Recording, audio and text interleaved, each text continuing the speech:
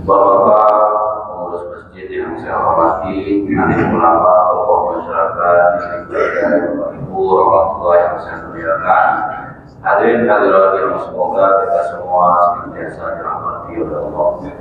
Bersyukur kita kepada Allah dengan mengucapkan alhamdulillah rabbil alamin. Allah berikan Bapak Ibu manis lezatnya iman sehingga kita langkah kaki menuju masjid yang kita cintai ini. Semoga apa yang Bapak Ibu lakukan ini dibalas Allah dengan pahala yang berlipat ganda. Bersolawat kita kepada Rasulullah Sallallahu Alaihi Wasallam dan ucapan Allahumma sholli ala Muhammad wa ala Muhammad. Semoga dengan lisan kita ini bersolawat telah kita nanti mendapatkan syafaat dari Rasulullah Sallallahu Alaihi Wasallam.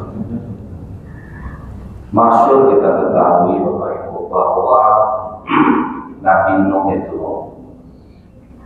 500 tahun berdakwah, pengikutnya cuma 70 orang. Jadi Nabi Nuh ini hafal betul ya baca pengikutnya, karena sudah lama.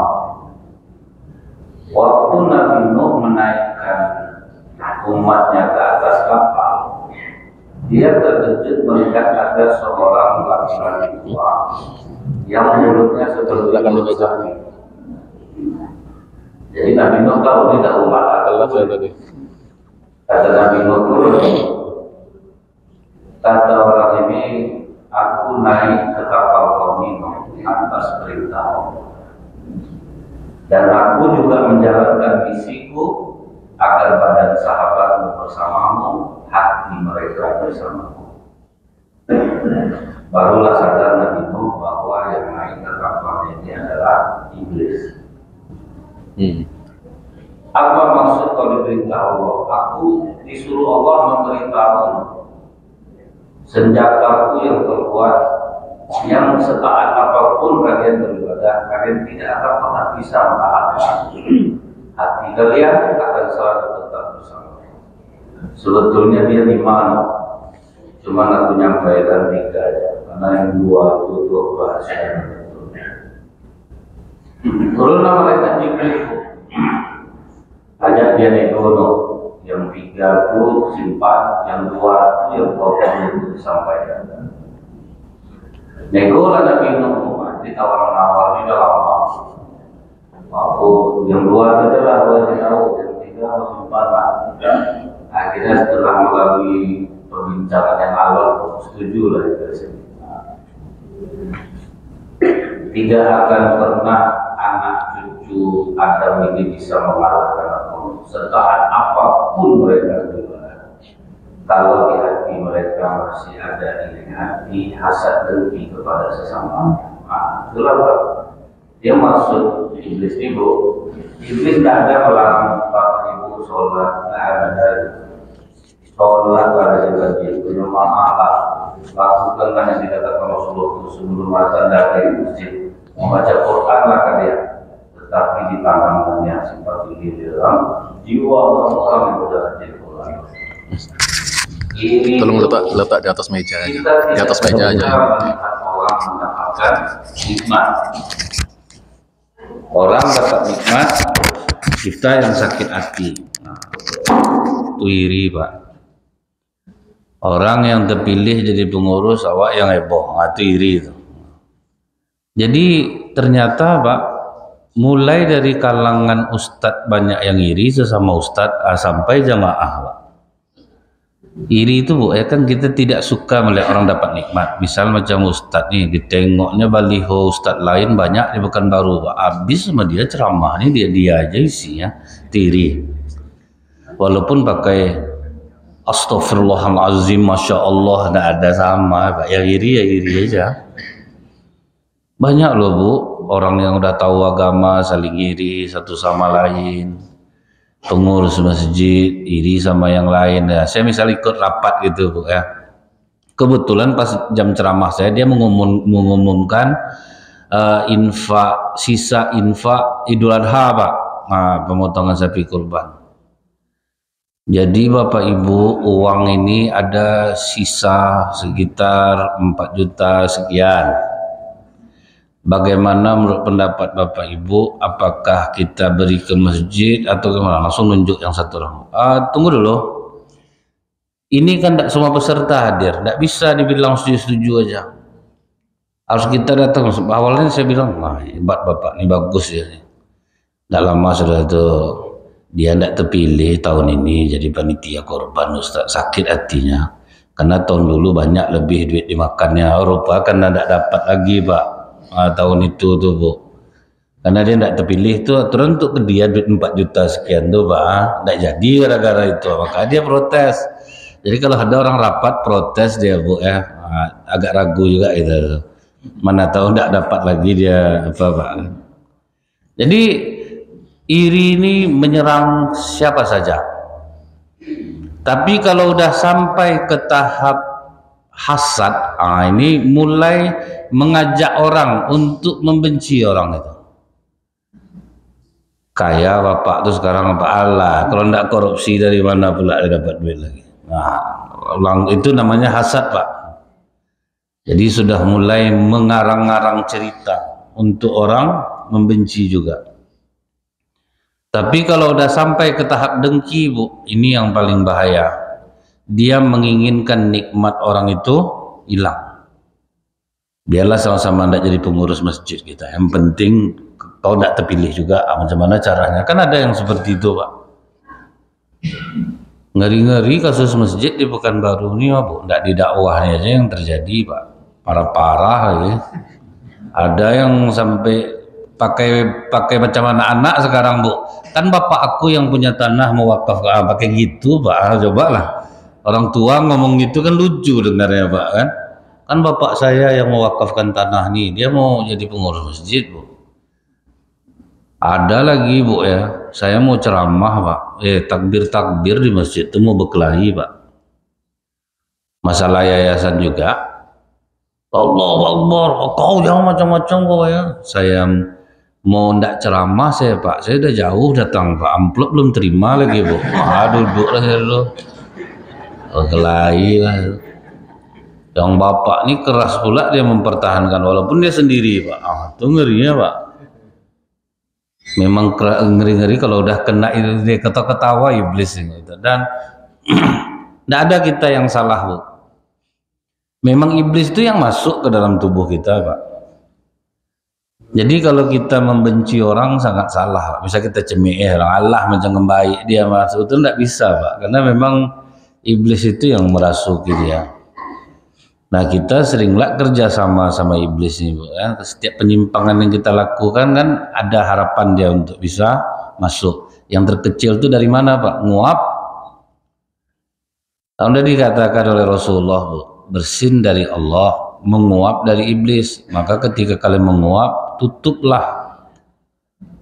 Ini ndak kadang pas walad dolin tuh Bu, walad dolin. Berapa iblis yang masuk tuh. Berat badan. Itu yang terkecil, tidak usah sifat lagi Bu. Dari menguap masuk. Macam-macam peluangnya untuk masuk tuh Bu. Pernah di zaman Nabi Sulaiman berdoa kepada Allah, kalau tidak ada lah iblis ini tentu baik orang ya Allah. Jangan, tidak akan enak hidup kalian kalau tanpa dia, kata Allah. Tapi kalau kau mau coba, oke, aku tawan semua iblis selama 1 hari. Jadi tidak ada iblis yang merasuki orang satupun Pak. Pas besoknya Nabi Sulaiman pergi ke pasar sepi, tempat ibadah yang ramai Pak. Orang tidak ada yang mau jualan, tidak ada yang mau kerja, semua ingat mati. Maka kata Allah, inilah guna iblis itu salah satunya. Ada perjuangan kalian jadi ya. Ada cerita, ada yang jahat, ada yang baik. Janganlah kalau baik aja orang semua Pak, pasti tidak enak hidup nih Pak. Pas di lampu merah Bu, udah hijau dah. Pak, duluan Pak. Nah, duluan aja Mas, nggak apa-apa Mas. Nggak apa-apa, saya angkat motor saya Pak. Macet Pak. Dia ada yang ngelakson, itu yang seru tuh Pak kan. Jangan kau hidup juga klakson kau. Wah kan kelahi di jalan itu ada seninya Pak, bukan bagus maksudnya ini. Tapi irama hidup dia Pak. Enak jadi ada cerita kita jadi ya Bu. Nah jadi Dikatakan oleh para ulama, dengki itu lebih bahaya daripada pelit. Kalau orang pelit, dia tidak mau duit dia dikeluarkan. Kalau orang dengki, orang yang berduit, dia yang sakit hati. Itu lebih parah lagi. Nah, sifat iri hati, hasad, dengki inilah yang membuat iblis punya prinsip, Bu. Aku diusir dari surga, biar sama-sama tidak dapat kita. Itu diusahakannya supaya Adam dan Hawa terusir juga. Cara dia bagaimana, Bu? Dengan jalan membalikkan fakta dan seolah-olah itu benar. Dan itu kan kita pakai juga sampai sekarang, Pak. Untuk saling memusuhi itu membalikkan fakta, tapi fakta itu benar. Itulah yang membuat orang-orang di politik itu banyak memakai cara iblis ini, Pak.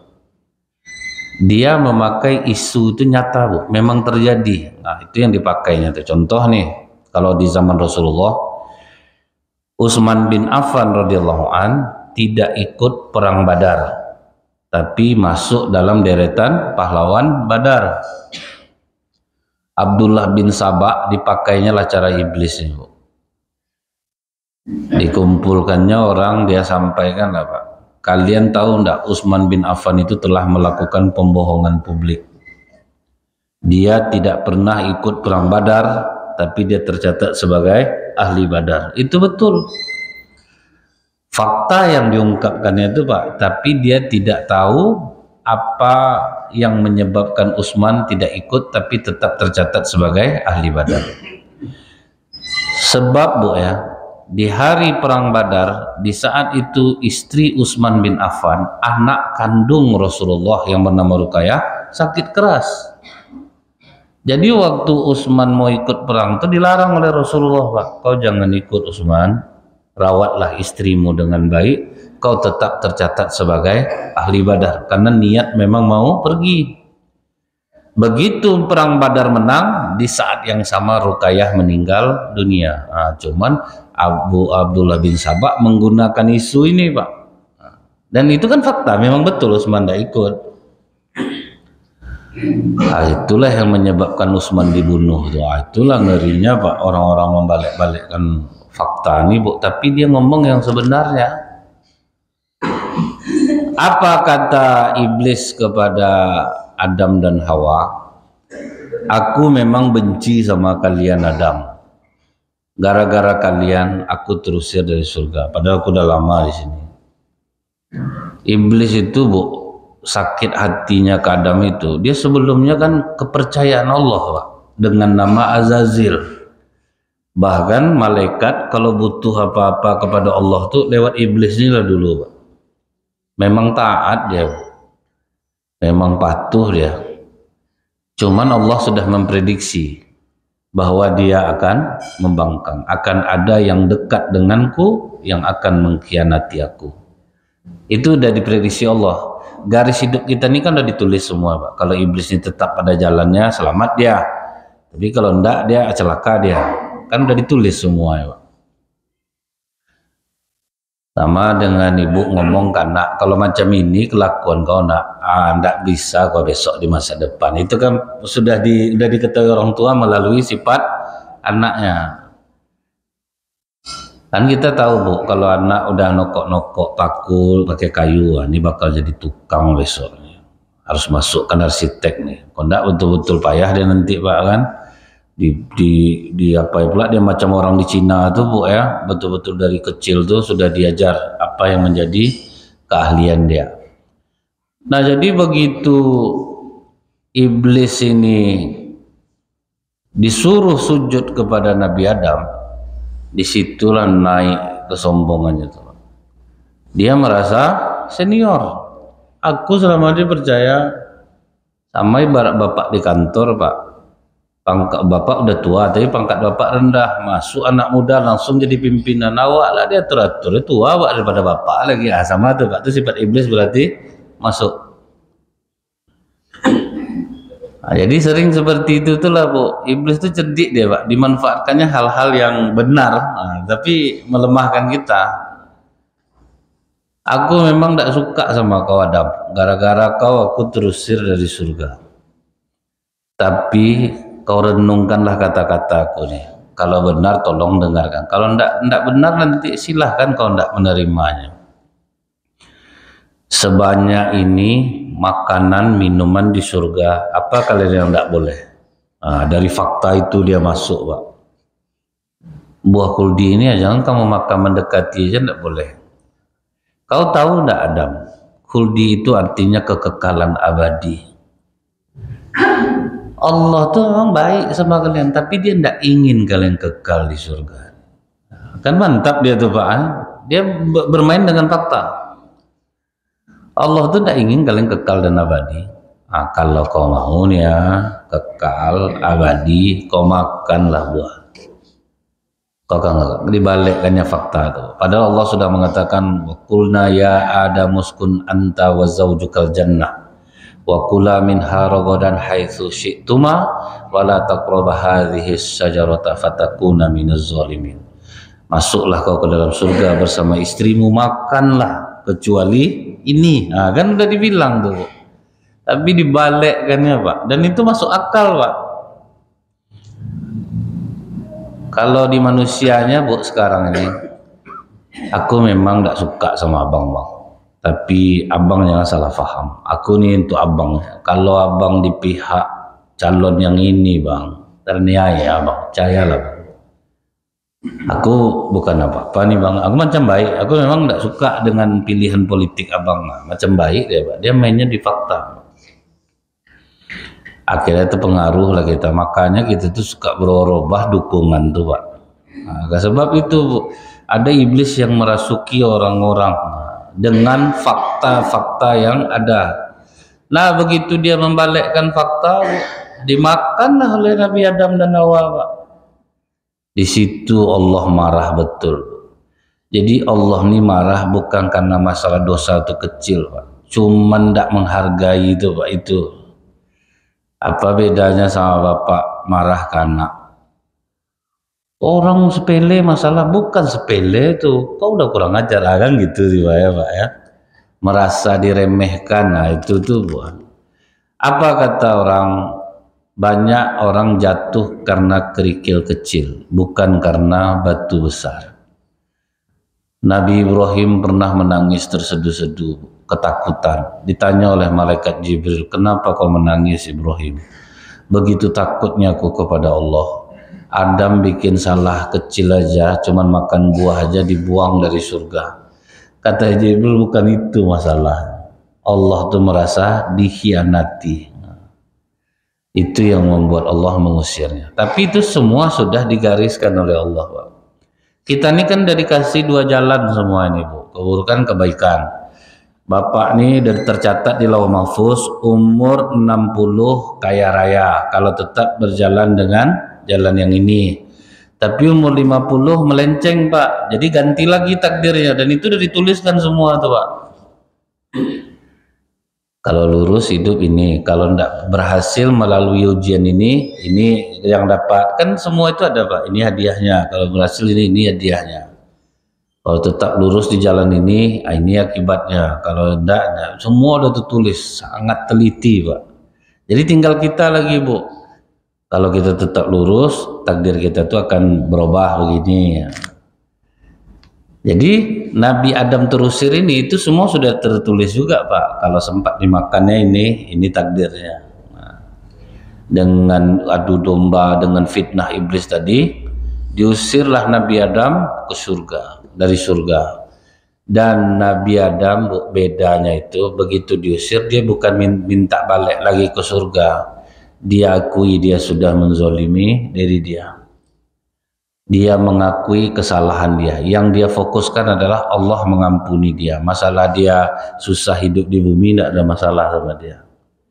Nah jadi kalau minta ampun kepada Allah itu bukan minta balik nikmat itu balik Pak. Ya udah jalani aja proses itu.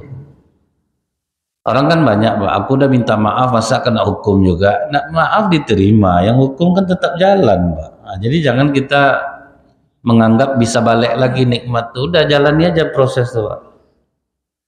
Nabi Adam Bu pernah minta makan kepada Allah karena kelaparan di bumi. Turun malaikat Jibril membawa 7 buah biji-bijian, Pak. Untuk apa biji-bijian ini Jibril? Kau tanamlah dulu, kau sirami dia, kau rawat dia sampai dia tumbuh, sampai dia panen. Baru nanti kau buat dia tepung, baru kau bikin roti. Aku lapar sekarang Jibril. Ini bumi Adam bukan surga. Kalau di bumi ini semua harus kau usahakan. Nah, temenung Nabi Adam, Pak. Kalau di surga ya minta tem datang, ini datang. Di bumi semua harus diusahakan. Tidak ada yang instan Bu. Mie instan aja nunggu kita Pak. Bentuknya nama instan Pak. Tetap juga masak. Tidak ada yang instan. Nah, di akhirat besok Bu mengamuklah Nabi Musa kepada Nabi Adam. Gara-gara kau makan buah kuldi, kami yang susah hidup di bumi. Apa kata Nabi Adam? Aku tidak mungkin menolak sesuatu yang sudah digariskan untukku Musa. Ya, ngapa kau ambil garis yang memakan? Jadi ngamuk besok Nabi Musa itu Pak, kepada Nabi Adam. Jadi pertanyaan anak-anak itu betul tuh Bu. Sempat tidak dimakan Nabi Adam buah kuldi itu di surga kita sekarang? Memang betul Pak. Memang di surga kita. Nah itulah Bu, Nabi Adam terus memohon ampun kepada Allah. Beda sama iblis, dia tetap tidak mengakui kesalahannya Pak. Kalau Adam dia mengakui Bu. Jadi yang ditunggu Allah kepada kita tuh Bu ya, kita mau ngaku aja bahwa keburukan yang kita alami ini bukan salah Allah, salah kita. Itu yang orang minta ampun tuh Bu. Kan kebanyakan kita Pak asal bertanya, udah saya buat amalan yang Ustaz bilang tuh Ustaz, tidak juga berubah hidup saya, tambah tahajud sama juga. Itu berarti dia tidak ada nganggap dia salah Pak. Akui dulu kesalahan kita. Ada bapak tuh Bu, digadaikannya rumahnya ke bank, itu aja kan udah salah Pak. Kemudian dapat dia uang, dibuatnya lah warung, sambil dia kredit mobil. Jadi maksudnya nanti uang warung ini ngansur mobil. Rupa warung tidak laku, mobil tidak terbayar, itu tertarik semua Pak. Masa gitu Allah sama saya Ustaz? Dia yang nyuruh bapak berutang itu siapa? Allah yang nyuruh bapak. Bapaknya, bapak saya salahkan Allah untuk kesalahan yang bapak buat. Pinjam di bank itu bapak udah salah tuh. Kalaupun dihukum makruh minjam ke bank itu Bu, usahakan ini usaha kita nih berlebih tidak daripada ansuran. Kalau sistem pebisnis gitu Pak, kalau belum kan jelas lagi jangan dibuat. Tapi kalau udah jalan dia dan ibaratnya lebih yang didapat daripada ansuran, silahkan pakai. Tapi kalau enggak, jangan coba. Baru kan merintis pakai Pak. Akhirnya apa Bu? Susah hidupnya. Udah minta ampun saya sama Allah Ustaz. Ya jalanilah proses tuh. Sedangkan orang aja di penjara udah minta maaf, ngaku salah, kena juga 8 tahun. Kecuali Harvey Muiz itu baru enak Pak kan. Kalau selebihnya azab Pak. Jadi rencana saya Bu, kalau ada yang mau ngasih 200 triliun saya mohon daftar Pak. Kalau untuk 6,5 tahun mau saya Pak. Bapak pun mau saya rasa. Dikasih kita duit 200 triliun, dihukum kita 6,5 tahun. Nah jalan lah Pak. Yang kesiannya itu Bu ya, yang cuman 1 miliar, 2 miliar, 13 tahun. Kecuali itu ya Bu ya. Nah jadi Bapak Ibu, kita itu sekarang di bulan Rajab pas bertepatan di awal tahun Masehi ini, cobalah ketawakanlah kesalahan kita tuh, jangan menyalahkan Allah. Nabi Adam kan diakui ya Pak, Rabbana zolamna anfusana, diakui yang menzalimi diriku sendiri, menyesal Nabi Adam. Jadi tidak macam kita tuh Bu, banyak penyakit, Allah juga saya tak kemana-mana saya berobat. Udah jelas sakit tuh mengurangi dosa, tanda sayanglah Allah sama kita tuh Pak. Dikasihnya kita sakit supaya habis dosa-dosa kita di masa lalu. Seharusnya kan bersyukur kita tuh Pak kan. Alhamdulillah untung dikasih Allah penyakitnya. Mudah-mudahan diampunilah dosa-dosaku. Akan enak sebetulnya Pak. Bukan kita mengeluh-mengeluh jadinya Bu. Ini pantang ditanya orang langsung panjang hela napasnya Bu. Macam mana kabar Bu aja? Kalau udah itu bunyi kalimat awalnya, Bu, pergilah Ibu, panjang tuh Bu. Mau cerita obat dia lagi di situ, dokter mana yang dikunjungi Pak ya. Nah, jadi itu ya Bu ya, Allah itu menunggu pengakuan kita Pak. Bukan istighfar Bapak yang sampai 1000 kali. Istighfar 1000 kali itu akan terasa khasiatnya kalau kita ngaku dulu. Kadang ketawa kita jadinya Bu, kalau kita ingat gara-gara kesalahan kita tuh ketawa kita. Misalnya nih Bu, saya pernah membayangkan susah juga ya kalau kita dagang dengan modal cash. Kita harus berangkat, kita membeli, pulang deh. Sempatlah datang orang pabrik ke tokonya, menyuplai barang. Mungkin enak kita nggak perlu bayar di depan, kita bisa sistem ansuran. Akhirnya sampailah di hari itu orang pabrik yang datang ke tempat. Wah nih, luar biasa pertolongan Allah nih. Nah, memang dikasih sama Allah Pak. Oke, dia orang India Bu, sampai geleng-geleng lah kepalanya ngomong Pak kan. Mau berapa bulan bisa bayar? Dikasih waktu yang lama 4 bulan. Mau juga dia Pak, dinego kita tuh. Wah ini tetap bantu betul nih. Ternyata tidak seperti yang kita bayangkan. Jatuh tempo 4 bulan, barangnya banyak yang belum keluar. Tidak sesuai ekspektasi. Akhirnya dapat pun kita uang untuk membayar utang. Tapi kita nak nyalahkan Allah, malah ketawa Pak. Itulah kita itu belum tentu yang kita anggap baik itu baik menurut Allah. Tapi Pak minta terus Pak kan. Dikasih betul sama Allah. Nikmatilah tuh kan. Ini macam mana ini, kenapa tidak dibayar? Kan itu Pak ya, terimalah itu. Maaf bos, belum bisa sekarang. Tak bisa lah, sudah jauh lah. Terimalah itu Pak. Cuma habis itu ada rasa bahagia kita Bu. Jangan yang kita anggap baik belum tentu bagi Allah. Oke, dikasih sama Allah Pak. Billah. Jadi itu ya Bu ya, jangan kita sampai menganggap bahwa apa yang kita inginkan itulah yang terbaik. Nah kemudian Pak, iblis ini juga bisa masuk dia lewat cara memfitnah. Kalau memfitnah nih Bu, yang tidak ada diada-adakan, kan itu fitnah Pak. Ada dulu namanya Khalifah Al-Mu'tasim, dia punya seorang ustadz untuk menasehatinya. Jadi ustadz inilah sebagai penasehatnya Bu. Tapi akhir-akhir ini ustadz penasehat ini melihat khalifah lebih dekat kepada anak angkatnya Ahmad bin Yatim. Ahmad bin Yatim ini disekolahkan oleh khalifah, rupanya pintar Pak, cerdas dia Pak. Otaknya bukan untuk mengingat tapi untuk berpikir. Dia kan kita ini ada dua Bu. Ada orang yang otaknya untuk mengingat, ngapal-ngapal Al-Quran ini cepat dia, tapi dia tidak bisa berpikir. Contohnya semalam ada yang nanya bagaimana hukum memajang foto di rumah Ustadz. Sudah saya jawab gitu Bu. Rupanya ada ustadznya yang ngajar tadi pagi pakai kitab bahwa itu tuh gambar yang tidak boleh di rumah. Berarti ustadz ini tidak juga salah Pak. Dia berdasarkan teks. Jadi kalau macam itu Ustadz, saya bilang kita robeklah foto kita di KTP, tidak ada boleh dipajang itu pun Pak kan. Bingung lah dia Pak. Dia berdasarkan teks, dia tidaklah salah Pak. Karena memang gambar bunyinya itu. Cuman dia tidak mengembangkannya Pak. Apakah foto termasuk, apa yang bagaimana termasuk, dia tidak salah. Jadi ada kita nih Bu, kuat otak untuk mengingat. Ada yang berpikir macam orang yang ikut Who Wants to be a Millionaire itu Bu, ada satu tembus dia sampai 1 miliar Pak. Semua pertanyaan bisa dia jawab. Ditanya ke pengusaha, ini cerdas orang nih Pak, kalau kerja di perusahaan Bapak berapa Bapak kasih Pak? Saya kasih dia 100.000, bukan untuk sebulan tapi untuk selamanya.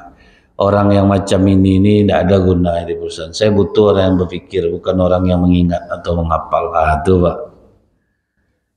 Jadi itu ya Bu ya, kita yang paling mulia itu orang yang berpikir. Maka dalam Al-Quran itu berpikir bukan mengingat. Nah kemudian Bu, karena dia cerdas, seringlah Khalifah Al-Mu'tasim sharingnya, diskusinya sama Ahmad bin Yatim Bu. Mulai takut Ustadz penasehat ini, waduh gawat nih, ini bakal tergeser aku sama Ahmad bin Yatim nih. Jadi ketakutan-ketakutan seperti itu Bu, itu bisa menyerang orang taat agama sekalipun. Karena dulu kan kita udah bahas Bu, 4 fitnah yang menggoyang iman, jabatan termasuk nomor 1 Pak. Jadi karena dia takut tergeser, akhirnya dia berpikir bagaimana supaya si Ahmad ini tidak dipakai sama Khalifah. Jadi diusahakannya Pak. Disitulah dia mulai memfitnah Bu. Dia ngomonglah ke Khalifah Al-Mu'tasim, macam mana Ustadz perkembangan nih? Alhamdulillah Khalifah. Cuman aku ada mendapat informasi tentang Ahmad ini Khalifah. Kenapa nak angkat aku tuh? Dia sama Khalifah memang baik Khalifah, tapi setiap kali habis ngomong sama Khalifah itu beda cerita dia keluar. Dia bilang Khalifah itu padahal duit banyak, baju bagus, tapi napas busuk. Asal ngomong tuh nak tahan, aku busuk bau napas Khalifah tuh. Padahal tidak pernah Ahmad bin Yatim ngomong seperti itu.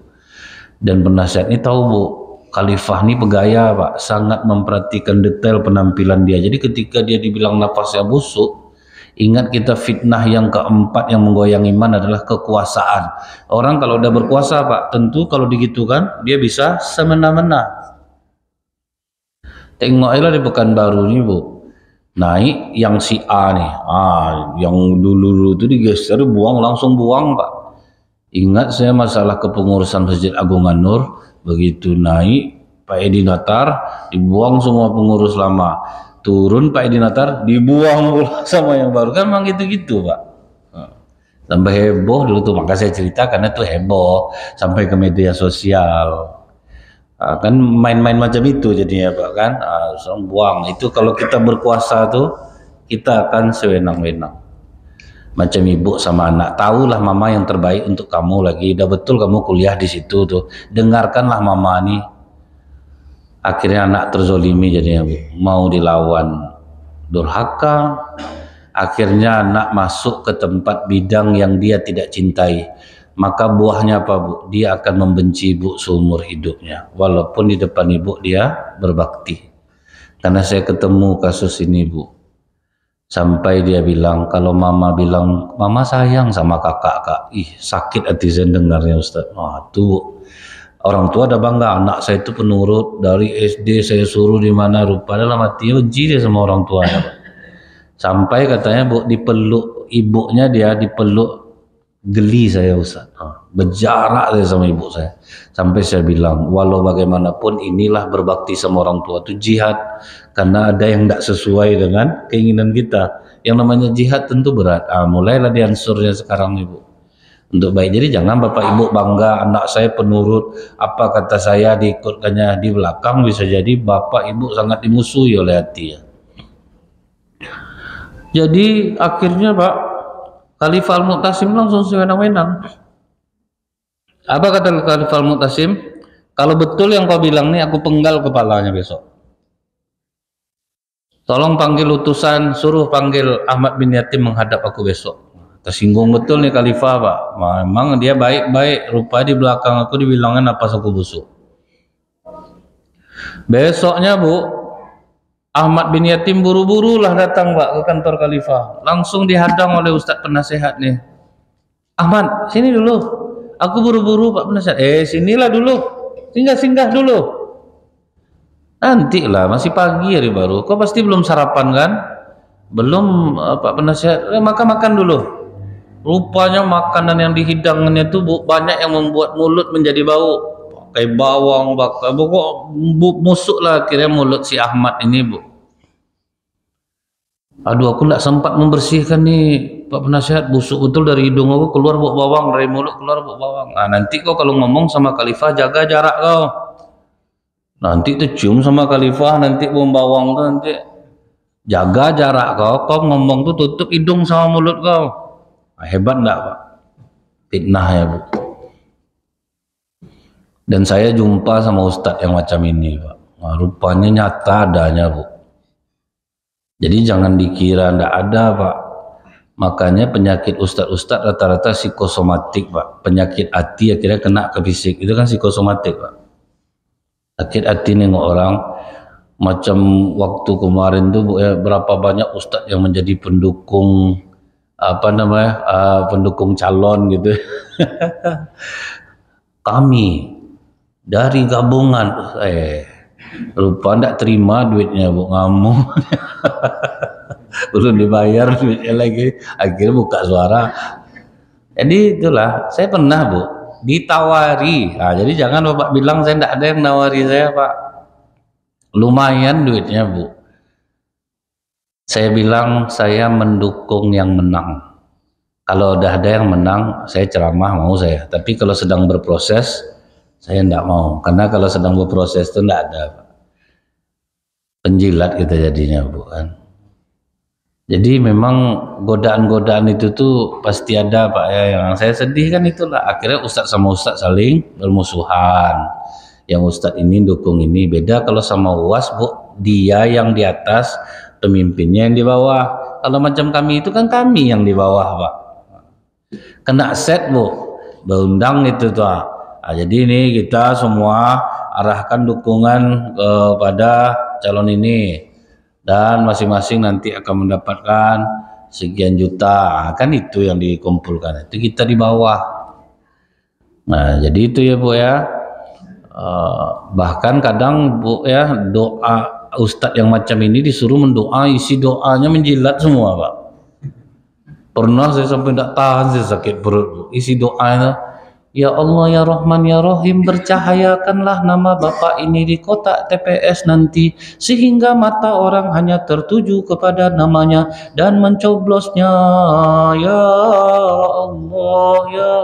Saya tidak tahan ya, Pak.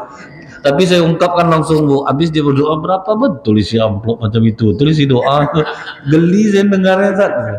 Bapak itu aja malu dengar Ustaz berdoa lah. Biasa lah, kata saya. Jangan sampai macam itu tuh, gitu. Jadi memang kesian lah saya, Bu. Nggak tahu lah saya lagi, Pak, macam mana kok. Tuh Ustaz yang ini punya ini ikut travel umroh, ini ikut travel umroh, berkelahi itu, Pak, masalah jamaah. Entahlah, Bu. Memang susah kami ini. Maka kalau ketemu misalnya macam saya besok sakit saya aneh-aneh, maklum aja lah, Pak, jangan terkejut lah. Nah, ini kena Ustadz Nazir nih, kena psikosomatik nih. Itu yang paling bahaya, Pak, sakit yang berawal dari pikiran kena akhirnya ke badan. Nah, kemudian, Bu, berlari-larilah si Ahmad bin Yatim nih, Pak. Sampai di kantor khalifah disuruh masuk, langsung dia nyodot, Pak, ditutupnya lah hidung sama mulutnya. Apa kata khalifah? Oh, memang anak ini rupanya betul, kata penasehat rupanya, ya. Ditutupnya hidungnya, ngomong sama aku, dijaganya jaraknya. Lah positif nih, itulah fitnah tuh. Jadi kalau udah kena fitnah, ndak usah klarifikasi lagi, Pak. Pasrah aja lagi, Pak. Memang nyata, Pak, kan memang iya ditutupnya hidungnya. Jadi kalau orang udah korban fitnah itu, maka fitnah lebih kejam dari membunuh itulah, Pak. Ahmad, maju kau ke depan. Ndak khalifah, di sini saja sambil nutup itu. Aku mau ngasih kau duit 2000 dirham. Oh, terima kasih banyak khalifah. Untuk apa tuh? Ndak ada, untuk kau aja. Kau nikmatilah duit itu. Karena kau banyak mengajar di sini, ditambahlah bulan ini 2000 dirham. Nanti kau kasih surat nih ya kepada Menteri Keuangan. Ya, ditengoknya isi surat tuh, Pak. Padahal isi surat itu apa, Bu? Pak Menteri, siapapun yang membawa surat ini kepadamu, penggal kepalanya, letakkan di atas baki, berikan kepadaku. Dia tidak tahu itu isi suratnya, disangka dapat duit 2000 dirham. Digulung surat itu, dimasukkan. Dengan wajah ceria lah Ahmad keluar dari ruangan khalifah tuh. Mau ngambil duit nih, Bu. Nampak sama ustadz penasehat yang iri itu. Ahmad, mau kemana kau? Mau ngambil duit, dikasih khalifah ke Menteri Keuangan. Mau kau aku tolongkan? Mau. Dikasih ke dia, Pak. Dia yang pergi, Bu. Pak Menteri, ini ada surat untuk Pak Menteri nih untuk Ahmad. Dia ini memang penjilat, jadi itu Pak ya, mengambil-ngambil peran. Dibuka sama Menteri Keuangan, Bu. Oh, tunggu sebentar Pak Penasihat, dipanggil Algojo, Bu. Langsung dipenggal kepala ya. Jadi orang iri hati hasad dengki itu matinya rata-rata tragis, Pak. Pak perhatikan atau siapapun yang punya sifat ini, Bu, pasti matinya tragis. Macam singa sakratul maut, Pak, terbang-terbang dia. Pokoknya kan karena apa nama itu, entahlah ya, karena sifat dia itu mungkin. Jadi begitu dihadapkan ke khalifah, terkejut khalifah nengok kepala dia, langsung dipanggil Ahmad ini, Bu. Kau ada masalah apa sama dia, Ahmad? Tak ada masalah apa-apa, khalifah. Cuman sebelum aku datang ke sini tadi, aku diajaknya makan, semua makannya itu berbawang, busuk. Dialah yang menasihati aku, kau kalau ngomong sama khalifah jaga jarak kau, tutup hidung sama mulut kau, nanti tercium bau bawang kau nanti. Langsung dipeluk khalifah, hampir kepala kau yang kupenggal lagi. Itu bahayanya iri hati hasad dengki itu. Orang akan mengarang-ngarang cerita memfitnah. Bahkan orang iri hati hasad dengki itu, Pak, dia akan mudah mengadu domba. Mengadu domba ini yang lebih ngeri lagi, Bu. Di atas fitnah nih, Pak. Ada suami istri yang mencari pembantu. Dideretkanlah beberapa orang pembantu, Pak. Kalau ini kerja, Bu, harus diperintah baru dia kerja. Jadi pendiam. Kalau yang ini kerja rajin, tidak perlu disuruh, tidak dihitung-hitungan. Tapi Bu, dia tuh suka mengadu domba. Datang ibu ini bilang, alah, dialah yang penting rajin. Apa pula didengarkan dia mengadu domba tuh. Orang dia kan ada gini, Bu, kata Rasulullah, 2 orang yang disiksa dikubur bukan karena dosa besar. Yang pertama, istanzihu minal baul fa inna amata azabil qabri minhu. Orang banyak kencing yang tidak dibasuh. Kencing kita tuh, Bu, mengandung garam fosfat. Kalau kita jemur di atas atap, kencing itu akan jadi kaca, Pak. Makanya harus bersih ya. Kalau enggak, kaca tuh tinggal di kelamin, laki-laki bisa kena kanker kelamin, perempuan bisa kena kanker serviks. Karena kaca tuh enggak terbuang. Sempat berhubungan suami istri bisa kena kanker rahim, Bu. Makanya dia disiksa orang ini dikubur. Nah, yang kedua, kenapa laki-laki banyak kena prostat? Karena dia kencing berdiri. Padahal sunnahnya kencing duduk. Kalau orang kencing duduk tidak akan kena prostat, Pak. Kalau kencing berdiri itu, Bu, kaki sedang menahan berat tubuh, dia mengeluarkan kencing. Itu yang membuat laki-laki kena prostat tuh. Cuman kalau Bapak kencing di mall, tempat yang berdiri, janganlah jongkok di situ, Pak. Jangan terlalu Bapak teks betul lah di sini gitu. Oh, dengar macam harus jongkok di pantai Bapak ini lah bergantung, Bu, di tempat kencing berdiri. Itu macam beruk jadinya, Pak. Jadi kalau hadis itu ingat, dia jangan karena berdasarkan teks, Pak. Makan sunnah pakai tangan, sate pakai tangan, sup pakai tangan. Saya ketawa, Bu, Ustadz tuh dia pembimbing umroh, Pak. Dia kaji teks hadis, Bu.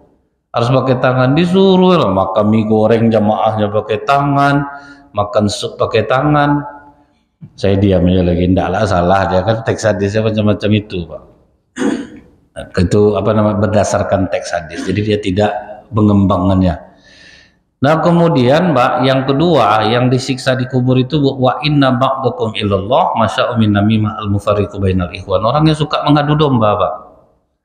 Allah aja benci, Pak. Gimana diterima amal ibadahnya, Bu?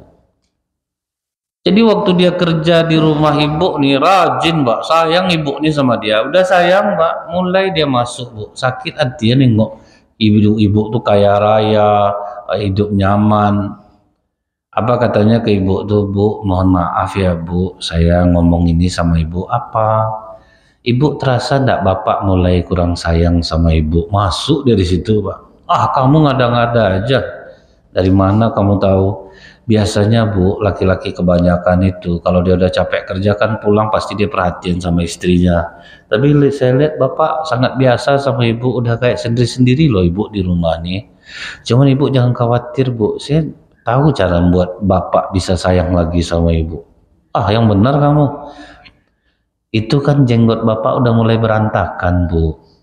Terus ibu rapikan aja pakai pisau nanti malam. Nanti pas bapak bangun dilihatnya kumisnya rapi, jenggotnya rapi. Nah, surprise-surprise kecil itu, Bu. Kan macam benar tuh, Pak.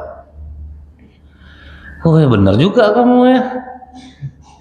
Pas suaminya pulang, Bu, datanglah pembantu dekat suami. Pak, mohon maaf, Pak. Bapak jangan terlalu nyenyak tidur malam ini. Karena ibu berniat ingin membunuh bapak. Ah, tuh, Pak. Ngeri enggak, Pak?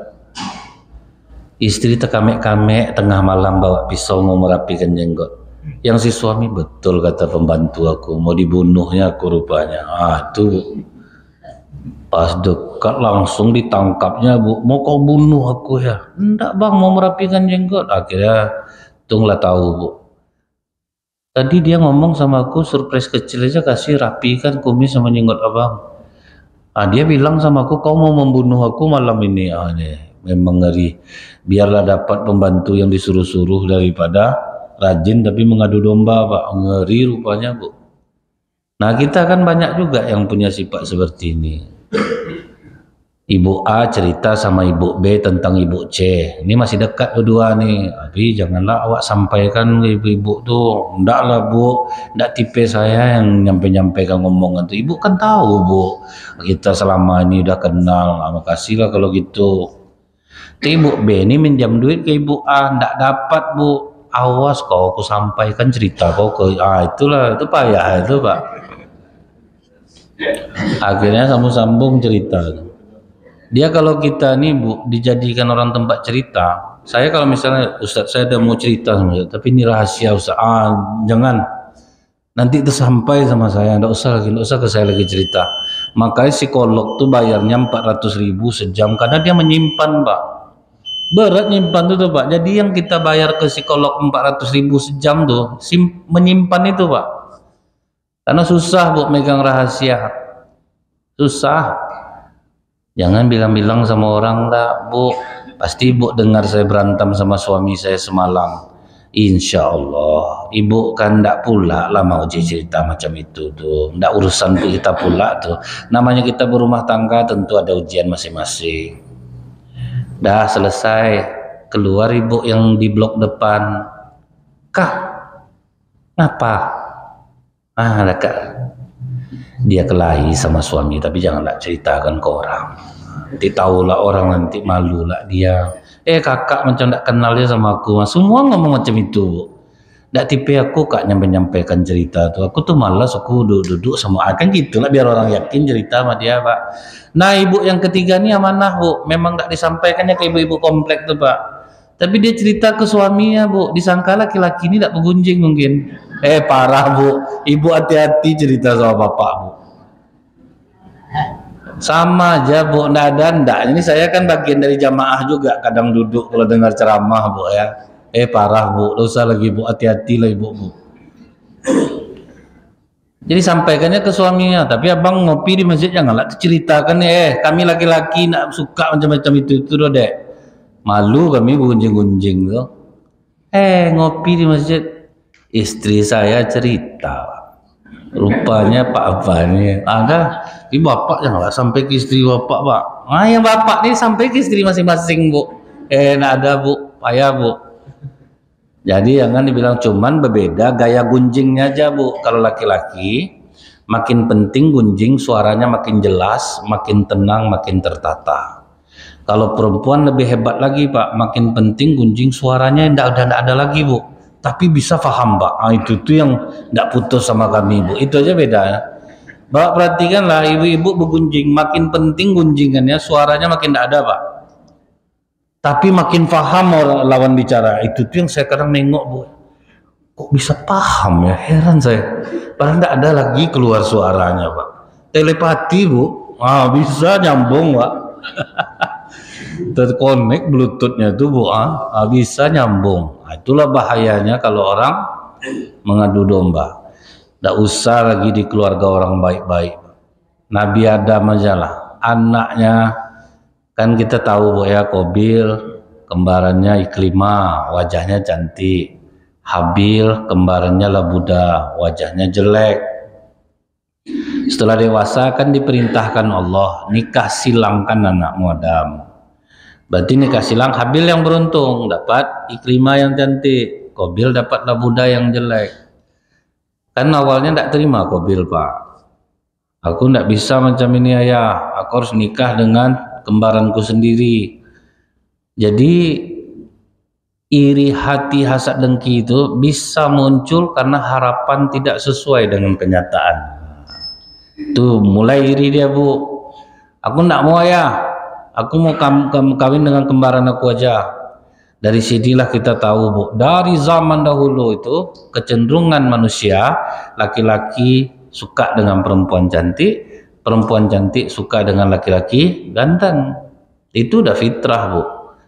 Ada nenek-nenek waktu banjir di Jakarta, dia udah di atas atap, mau diselamatkan sama Basarnas, Pak. Datang nenek itu, aku mau sama yang ganteng tadi, kalau enggak aku nak mau turun. Nenek-nenek pandai milih, Pak. Berpanggillah Basarnas yang ganteng dari datang, Pak. Baru dia mau naik di pundak orang. Yang memilih, Bu. Jadi kalau ada saya mendengar ibu-ibu ngomong, saya tidak penting suami ganteng, Ustaz. Yang penting dia soleh, bisa menjadi imam yang baik. Udahlah, Bu. Sedih saya dengar ibu ngomong itu, kata saya. Saya tahu makin ibu ngomong itu semakin dalam penyesalan ibu, tahu. Jadi tidak usah ngibur diri gitu. Memang tidak senang, Pak, si Qabil ini. Allah kasih solusi, kalau memang kita mau juga yang kita inginkan, sedekahlah lebih besar, maka disuruh korban, Pak. Maka kata Rasulullah, pancing rezekimu dengan sedekah. Kalau harapan tidak sesuai kenyataan, buang besar langsung, Pak. Cuman Qabil ini tidak mau buang besar, dia pelit. Udah dikasih Allah solusi. Kalau ingin juga kita yang kita inginkan tuh, pancing dengan sedekah besar. Jadi hilang iri hati kita tuh, Bu. Kita ingin anak kita tak mau jadi polisi, akabri, kalau mau jadi apa, buang besar maksud saya ini, Pak, ya, sedekah kita besar, bukan berarti menyuap ya, Pak, ya. Dia punya kemampuan nih. Kan Allah udah bilang orang ini punya kemampuan yang sama, tapi siapa yang paling korban yang paling ikhlas? Ternyata Habil. Dicarinya kambing yang terbaik, itu yang dia korbankan, maka diterima Allah korban Habil. Korban Qabil enggak, karena dicarinya hasil tumbuhannya yang jelek. Nah, sejak saat itulah, Bu, iri hati ini membuat dia ingin membunuh adiknya sendiri. Jadi mudah-mudahan Bapak Ibu, kita yang udah taat ibadah ini, dicabut Allah lah rasa iri hati, hasad, dengki di dalam jiwa kita. Terus saja minta ke Allah, Bu, karena kalau putus kita mendoakan nih, Pak, bangkit jahat kita, Pak. Dan salah satunya hadirlah ke majelis ilmu, carilah kawan-kawan yang bisa mengingatkan kita kepada akhirat. Karena memang Rasulullah menyuruh, Pak, kawan itu mesti dipilih, Pak. Tidak bisa semua orang harus kita kawani, tidak boleh kita milih-milih, memang harus dipilih. Pesan Rasulullah, pilihlah yang berakhlak baik. Jadi bukan seagama aja, Pak, pilih yang berakhlak baik. Ibu tahu enggak salah seorang sahabat Rasulullah itu ada non-muslim, namanya Mut'im bin Adi, Pak. Cuman sedih Rasulullah, dia tetap tidak Islam sampai dia meninggal. Padahal dialah yang menjamin Rasulullah bisa masuk ke Mekah. Tapi diutamakan itu, bertemanlah dengan orang yang berbudi. Subhanakallahumma bihamdika asyhadu alla ilaha illa anta astaghfiruka wa atubu ilaik. Assalamualaikum warahmatullahi wabarakatuh.